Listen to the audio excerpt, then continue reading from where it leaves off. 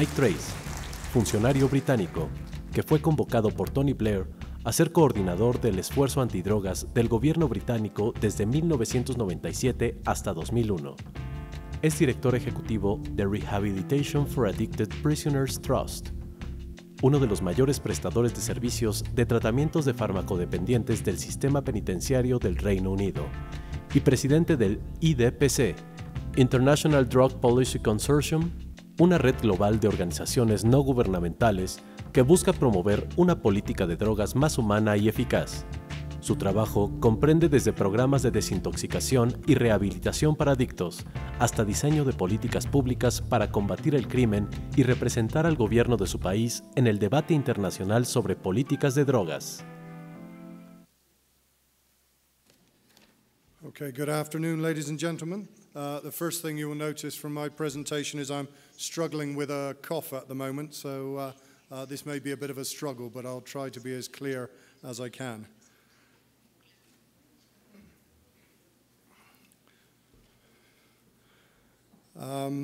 Thank you very much for the invitation to come and speak to you today. Thank you to the board of the MUCD for organizing this and for inviting me to come and speak to you. Also, thank you to Cesar Gaviria for a usual passionate introduction to the afternoon. That's made sure that the lunch has worn off quickly and gained your attention. Now, the problem we have now is that I'm British, and I won't be able to maintain that level of passion and interest, but I hope in a very British way to give you some information on this issue and some insights on this issue from a European perspective. And although I currently represent non-governmental organizations, most of my career in drug policy has been spent within government organizations. So I think I'll be giving a perspective from a political and government perspective. Part of my government responsibilities, however, briefly, was to work with the UNODC. So I noticed from this morning's session, according to Larry Campbell's categorization, that makes me one of the dirtballs. So I hope to give you the perspective of a dirtball here. Okay, I'm hoping these slides are going to work. Yes, there we go. I'm speaking from the perspective of the International Drug Policy Consortium. Clearly, and it's clear from all the speeches you've heard today, that we are in a time where there is a need for a serious review of our drug policies, our drug strategies, and our drug programs. The International Drug Policy Consortium have been saying this for some years. And basically, there's a fundamental reason for that before we get into any of the complexities. Plan A is not working. And you've heard lots of details today of why that's the case. You have a lot of experience in Mexico, a lot of experience in the region of why Plan A is not working. Secondly, it's not clear what Plan B should be. It's quite right that we have a debate, we have a democratic debate, a political debate about what we should do instead. But the first thing we have to do is to face up to the fact that Plan A is not working. And what should politicians do? What should policy makers and government do when a particular policy is not achieving its objectives and it's not clear what to do next? That's exactly what you want in a democracy, is you want a lot of discussion, you want a lot of thinking, you want a lot of research work, a lot of evidence work, and you want a lot of experimentation. You want to be trying things, you want to be implementing newer policies, new approaches, seeing if they do better. We're not getting that in the drug policy debate in the world. Well, we're getting that in the debate, but we're not getting that in government implementation around the world at the moment, is this willingness to experiment, this willingness to discuss. Now, you may not feel this sometimes from a Mexican perspective, but Latin America is the region of the world where there is the most willingness at the moment of political leaderships to encourage this debate, to be willing to talk about drug policy and to willing to acknowledge that we do need to find amended or refined or new approaches. US and Europe at the moment, I think it's fair to say the last 10 or 15 years, European governments and the US government more recently have been talking the language of balancing war on drugs approaches, balancing law enforcement approaches with demand reduction, balancing it with excuse me, balancing with health programs, balancing with different approaches through the criminal justice system. But Europe in particular, I wouldn't say this about the US government, but Europe in particular is in a dangerous complacency on this issue at the moment. We don't have a political crisis on this issue at the moment. We do have an economic crisis and the political crisis that goes with that. And at the moment, I would say that that's the main reason why European governments and member states are at the moment hostile to reform.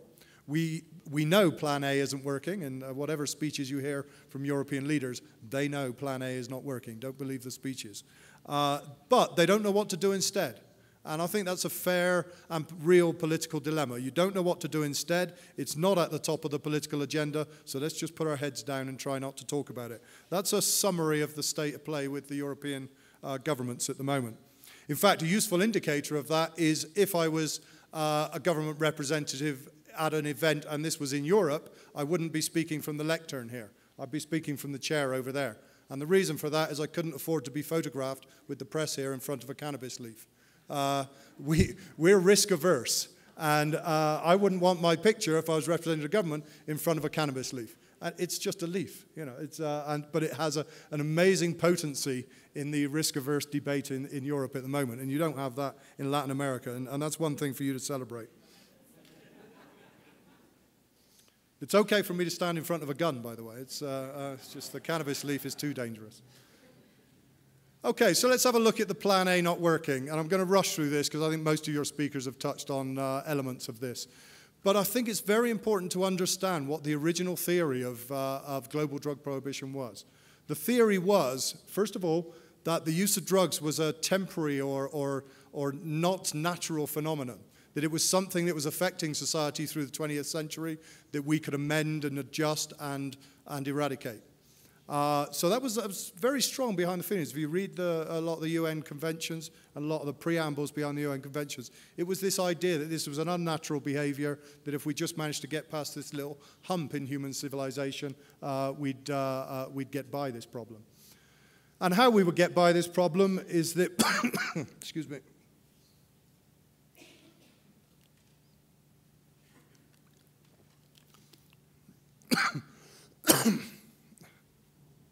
how we would get by this problem, first and foremost, is it would be possible to stop the production of the substances we were concerned about. And as you can imagine, the development of the system was developed on the basis of the idea of plant-based drugs, cannabis, cocaine, and heroin originally, and then a system was overlaid on that in the late 80s for synthetic drugs. So we could stop the production of these drugs. Secondly, we could stop the distribution of these drugs. Okay, if stuff was grown in Afghanistan or the Golden Triangle as was then, or it was grown in the Andes, we could stop it moving to consumer markets. And finally, we could deter users from being involved in drug use by frightening and deterring them from being involved in retail drug markets. And through those three activities, we'd be more and more successful. We'd press down on the market, and eventually the market would disappear. That was the theory. Here's the reality. Excuse me. The first bullet point there is something for anthropological debate, quite suitable for our venue, about where the position of substance misuse should sit within human condition. But I would lean more towards that statement. It's my slide, so I can say it. Is that the use of mind-altering substances is pretty much part of the natural human condition. Whether it's the drugs we've been concerned about the last century in our international system, whether it's alcohol, whether it's caffeine, whether it's ayahuasca, whether it's 100 different things or 1,000 different things that exist on this earth that can affect human cognition. This idea that we were in a temporary situation in the second half of the 20th century that we could stop, I think is fatally flawed. Secondly, we can't stop production. We've tried. We've tried on the basis that there are certain relatively small areas of the world where a small number of drugs were produced, and if we could force down on those, former President Gaviria has told us about the situation in Colombia. If we force down on those areas, then the drugs stop being produced and there's no market. That hasn't happened. You all know about the balloon effect, and the overriding experience of the last 40 years is that once you stop cultivation in one particular area, moves to another area, changes shape, but basically the production's still there. Second of all, we can't stop these things moving around. We all live in a globalized world. This is a relatively small commodity. We talk about a number of tons of powders and plant-based materials going around the world. There are just far too many ways to distribute these substances than we have the ability as authorities to stop. And there have been pretty much no situations in history where we've actually managed to stop a market. We're very good at changing markets. So law enforcement authorities, our government authorities, our financial authorities are quite good at changing the behavior and the routes of trafficking, but we can't stop it. And finally, and most clearly, and I think most damagingly, we found out that trying to deter young people, or deter people in general, from being drug users by trying to make their life as difficult as possible, catching them, identifying them in punishment, that fundamentally has not worked. That theory is flawed in the first instance, and it clearly has not worked in practice. It's also quite anti-citizen. The idea, I think somebody mentioned before, I think Cesar mentioned before, about hundreds of millions of drug users around the world. They're not all criminals, they're not all threats to society, and they're not all people that state authorities should be trying to catch and criminalize. If that was a price to pay for the end of the drug market and the end of any health and social problems related to it, I think it would be a reasonably balanced debate. But we haven't achieved that, so why are we still penalizing people? And finally, the reality is we can debate over the detail of the figures because it's very hard to actually measure this market, but basically the market in drugs is bigger and more diversified now globally and in most countries of the world than it was when we started this war. A little final thing on that diversification. Plant-based drugs that you're mainly focused on, I would imagine, in Mexico at the moment, and we were in Europe with heroin and cocaine. They are actually becoming a smaller and smaller part of this market. The idea that certain things were grown in certain parts of the world would need to be distributed over thousands of miles to retail markets, that's changing very fast. There's still some of that goes on, and it's actually probably a very major issue for Mexico about the role that Mexico and Central America play in the transit routes. But much more, certainly from a European perspective, and I can think in Asia as well this is happening, the markets aren't like that anymore. The markets consist of hundreds of different substances. It's a sweet shop. And a lot of the production is synthetic, and a lot of the production is very near to the consumer markets. It's not a matter of taking this stuff around the world. It's about renting a warehouse down the road, growing some stuff, and selling it to that town.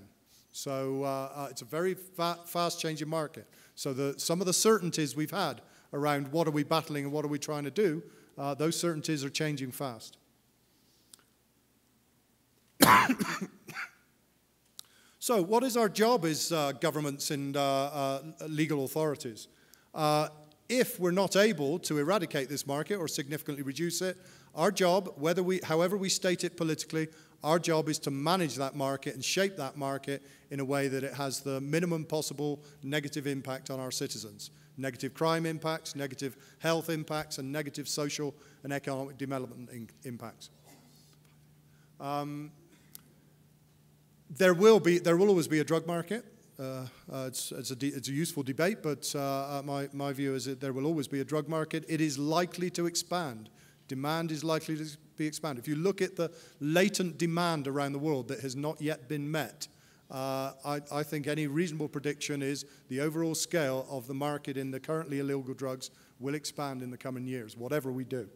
So we have to set ourselves the challenge of how do we manage that market in the way that it's least harmful. At the moment, we manage that market, it seems to me, in a way that we're maximizing the harm. We have a nature of production, distribution, and use of these substances that maximizes the power of organized crime. It maximizes the other crime impacts and corruptive impacts of the market, and it forces users to use in the forms that are the most risky to themselves and the communities in which they live. That's not a good outcome, and we shouldn't be comfortable with it.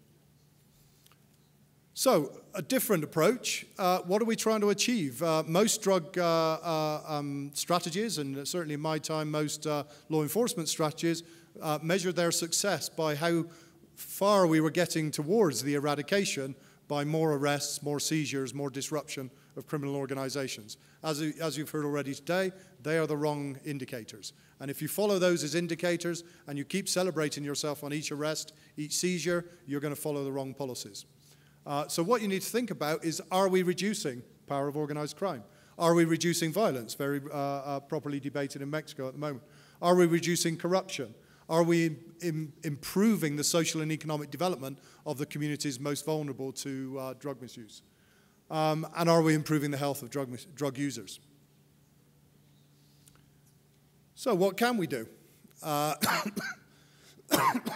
go back to my earlier comments, is it is not clear what Plan B is. There is no simple solution to this, a complex, interrelated problem. So I think it's quite right we say that it's not just a choice between two polarized positions. But we have to say that one of the things we can do is to move towards a regulated, taxed and regulated market. That has got to be part of the debate. In government circles, it's still really difficult to have that debate. Once again, you're seeing some real leadership from Latin American leaders on this at the moment. But still in Europe and in the US, any senior politician who says, well, let's have a look at tax and regulated markets, that's usually seen as career suicide. Although I am noting that in the US primaries at the moment, Ron Paul seems to be doing a little bit better than one would have expected him to be doing. And I wonder if that's associated with the fact that he's the only senior politician out there in the US saying these things. Maybe other factors entirely. So in terms of a legal market, it's really important to have that as part of the policy debate. Whatever you think about the pros and cons of it, it certainly is a valid policy option, and it certainly is one of these experiments that governments should be thinking about. But I think much more importantly on that second bullet point there, a smarter law enforcement, as we say. At the moment, our law enforcement, most of our law enforcement activities, and there is actually quite a lot of smart law enforcement does go on at the moment, but most of our efforts as law enforcement agencies is pushed towards trying to fight head on with the traffickers. And what that does is, and there's something I call the arms race in drug law enforcement, is what we're doing is we're creating the circumstances where only the most violent, only the most powerful, only the most ruthless drug dealers can survive. So we're creating the circumstances where we have violent and impersonal drug markets. Of course, the flip side to that is having less law enforcement behind less harmful drug markets. And if you, one thing that worries me in Europe at the moment is we always talk about we've got to clamp down on the internet. We've got to clamp down on internet drug dealing. Well, actually, that's the most harmless type of drug market that we have. If the drugs weren't dealt by the internet, then they would be dealt in street corners or through other violent turf-based markets. Actually, some of these markets are relatively unharmful. But we have to be very open in our minds about our intelligent-led policing to say what is the ways, the different ways in which these markets can be formed, and what can we do? And we can do a lot as law enforcement agencies to create the shape of that market so it's formed in such a way that the impact on the community is minimized. There will be impact on the community, there will be a market. So how can we reduce, as far as possible, the harmful effects? I'm going to speed up, so I want to leave for our chair here as much as possible for questions. So I'll whiz through the demand side things of this. Strengthening the community. It's something, a phrase we use in IDPC quite a lot, and that's around prevention, preventing drug market problems, preventing individual drug problems, but it's not just say no. It's not about throwing out education, saying drugs are really bad, don't touch them. Previous speakers have pointed out the lack of success in that approach. What it is, and a phrase I like, is increasing protective factors. Yeah, I think it was Alex Wodak said earlier, inequality seems to be the biggest correlation with widespread drug use. So you need to address social conditions, you need to address poverty, you need to address the strength of communities, the family, the church, the community organizations that keep people out of the hands of their own drug use, but out of the hands of the drug dealing organizations. Moving through very fast, another area we need to look at, and I think very relevant for Mexico, is most of the developed countries spend a lot of money on their treatment system. UK does, US does, most European countries. You do, as Mexican taxpayers, spend a lot of money on treatment systems, and there's a much wider private sector drug treatment system. If you get your treatment system right, and I refer to it as an integrated drug dependence treatment system with the right harm reduction, the right public health methods, the right treatment that moves people away from their own addiction, you can do great things to move people away from their dependence on drugs, move people away from their dependence on minor drug dealing. So getting your treatment system right is massive. And a lot of countries have developed treatment systems through the 90s and the last decade and have developed in an ad hoc way. The evidence is developing as we do these things, but are resisting having a new look at their treatment system and trying to make it more efficient and produce these objectives. I encourage every government to have a fundamental look at its treatment system and take the evidence and the research and make it better.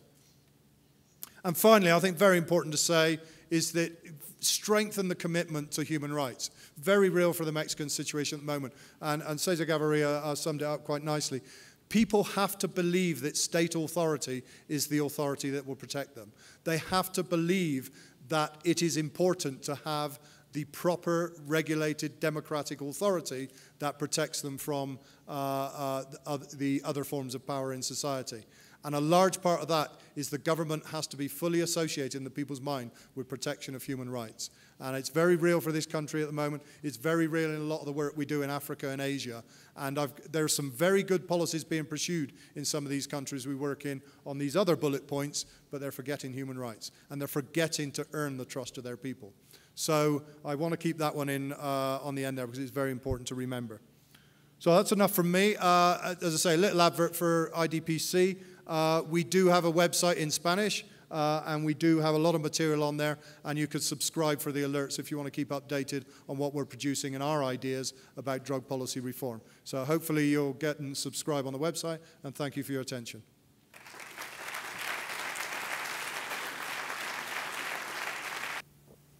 Let's try this.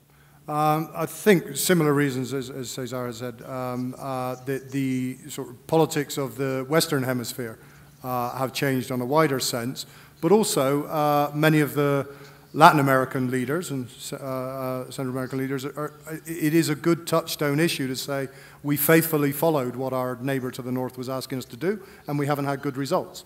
And now the region is finding its own voice on that. I think that's quite appropriate. It's, once again, the answer is not clear, but it's very good to see regional leaders in power. You know, lots of us are former people in power, but people in power saying we need to think again about this, we need to find new approaches, and we're brave enough to say it. And that's an important development of the last 2 years. You may not think that the program or the particular suggestion of a particular leader is correct, but the fact that they're saying we need to find new directions with this is really important. Now in Europe, I'm quite critical of my own colleagues in Europe because, as I said up at the platform, we do know we need to find new directions. Privately, we all know. But there are and I'm even struggling to think of one, currently in power. I've just thought of one, yeah. Papandreou was the only one, and he's gone. Yeah, he had some problems, yeah. But people in power just do not want to take the issue on.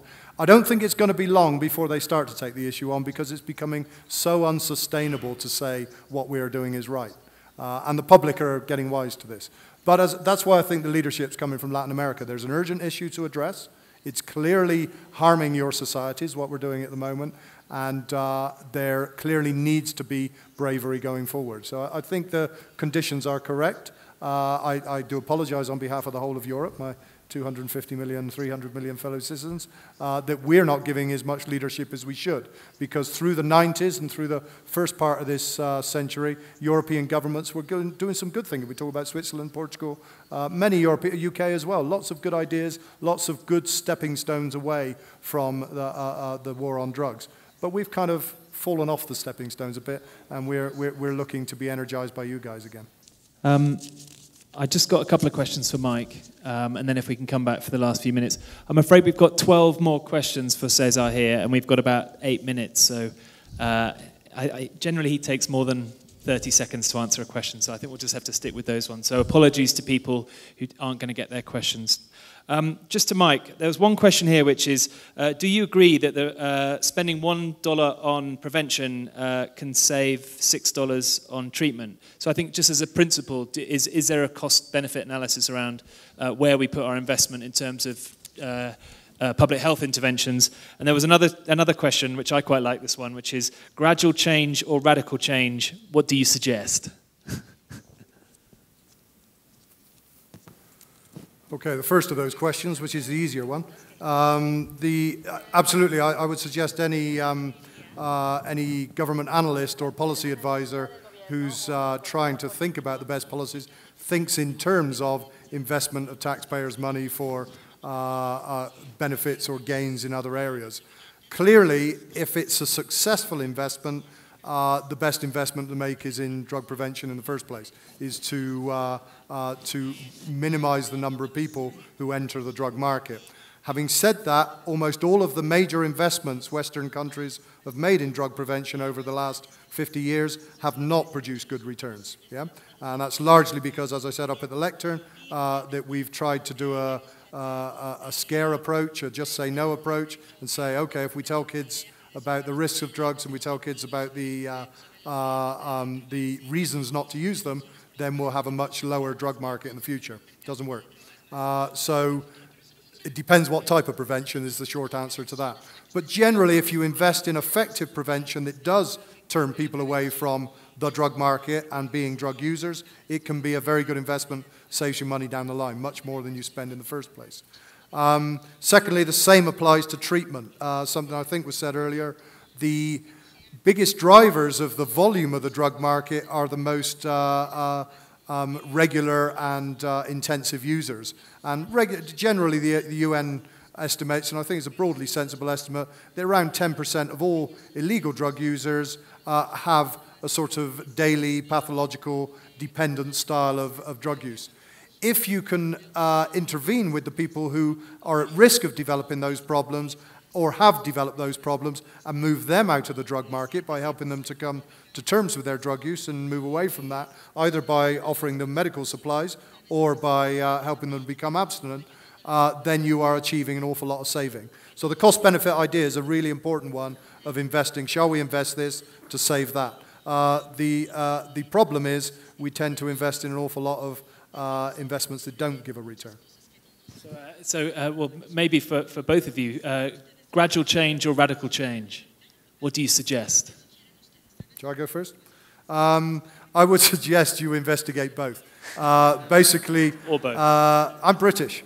There is a great benefit, and this is a lot of the work that IDPC does, there is a great benefit in experimenting and moving with gradual change. All those bullet points I put up, get smarter law enforcement, better prevention, more integrated drug treatment. All of those functions will greatly, if well implemented, will greatly enhance the quality of life of your citizens. But it's hard to avoid, and I think this is the tenor behind the question, it's hard to avoid the fact that none of those will fundamentally change the nature of the drug market. It will still be there, and it will still be an illegal process. And the illegal distribution of commodities will always have harms to government and harms to security. So it's hard to see how gradual can solve that problem, but that doesn't mean to say gradual changes are not worthwhile.